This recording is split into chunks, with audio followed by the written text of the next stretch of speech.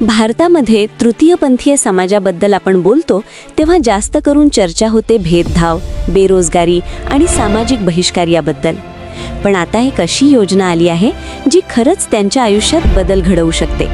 सरकार देत आहे 12 लाखांपर्यंत कर्ज आणि त्यावर 45% अनुदान.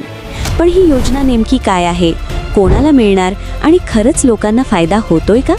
आज आपण हे सगळं सोप्या भाषेत समजून घेणार आहोत.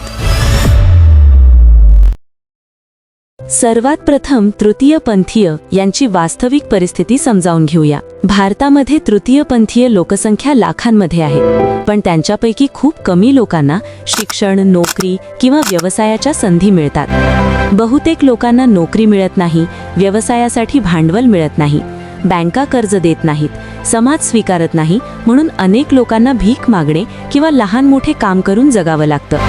इथेच ही नवी योजना महत्त्वाची ठरते. मग ही योजना कोणती की पाहूया. या योजनेने नेमका कोणता फायदा होईल ते पाहूया. ही योजना काय आहे?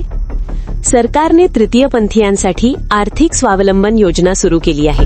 या योजनेत 12 लाखांपर्यंत कर्ज, 45% अनुदान, तसेच व्यवसाय सुरू करण्यासाठी मदत, प्रशिक्षण आणि मार्गदर्शन, कमी व्याजदर. म्हणजे जर एखाद्याने 10 लाखांचे कर्ज घेतले तर त्यापैकी जवळपास 4.5 लाख रुपये परत करावे लागणार नाहीत.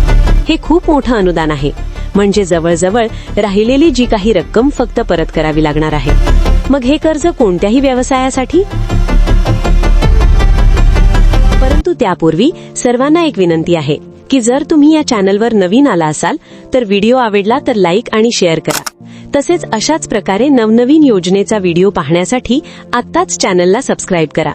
तुमच्या काही शंका व प्रश्न असतील तर मला कॉमेंट नक्की करा. हे कर्ज पुढील व्यवसायांसाठी मिळू शकते. हे व्यवसाय कोणते ते पाहूया. 1. Beauty parlour. 2. टेलरिंग. 3. हॉटेल किंवा फूड स्टॉल. 4. किराणा दुकान. 5. ऑनलाईन व्यवसाय. 6. Service centre. 8. स्टार्टअप. एवढ्या सगळ्या व्यवसायासाठी तुम्हाला कर्ज मिळू शकते. म्हणजे नोकरी मागण्याऐवजी तुम्हाला स्वतःचा व्यवसाय सुरू करण्याची संधी मिळणार. मग एवढी मोठी संधी मिळणार असेल तर या योजनेसाठी कोण कोण पात्र व कागदपत्रे कोणती लागणार ते पाहूया. आवश्यक कागदपत्रे व पात्रता. या योजनेसाठी अर्ज करण्यासाठी ज्यांच्याकडे तृतीयपंथीय ओळखपत्र असेल तेच या योजनेसाठी अर्ज करू शकतात. त्याचबरोबर तुमचे आधार कार्ड झेरॉक्स लागेल. त्याचबरोबर राष्ट्रीयकृत बँकेत तुमचे स्वतःचे बँक खाते असले पाहिजे.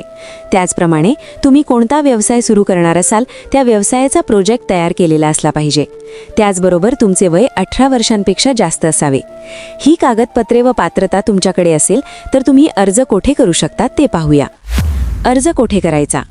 प्रथम तुम्हाला तुमच्या जिल्हा समाज कल्याण विभागमध्ये जाऊन या योजनेची संपूर्ण माहिती घ्या आणि याच समाज कल्याण विभागामध्येच या योजनेचा फॉर्म मिळेल. दुसरा पर्याय म्हणजे ऑनलाईन पोर्टल. अजून तरी ऑनलाईन पद्धतीने फॉर्म भरण्याची सुविधा उपलब्ध केली नसल्यामुळे जर तुम्हाला ऑनलाईन फॉर्म भरण्यासाठी पैसे मागत असेल आणि फॉर्म भरून देत असेल तर तुमची फसवणूक होऊ शकते. त्यामुळे तुम्ही सावधान राहा. त्याचबरोबर जर तुम्हाला या योजनेची अधिक माहिती हवी असल्यास तुम्ही तुमच्या जिल्हा अधिकारी कार्यालय तसेच तहसील कार्यालय या कार्यालयाशी संपर्क साधावा व माहिती घ्यावी. पण इथे एक महत्त्वाचा प्रश्न येतो. योजना कागदावर खूप चांगली दिसते, पण खरोखर किती लोकांना कर्ज मिळतं? बँका खरंच कर्ज देतात का? लोकांना या योजनेची माहिती आहे का? तर भारतामध्ये अनेक योजना असतात, पण लोकांपर्यंत माहितीच पोहोचत नाही. म्हणून सर्वात महत्त्वाचं आहे अवेअरनेस प्लस प्रॉपर इम्प्लिमेंटेशन. हे खूप महत्त्वाचे.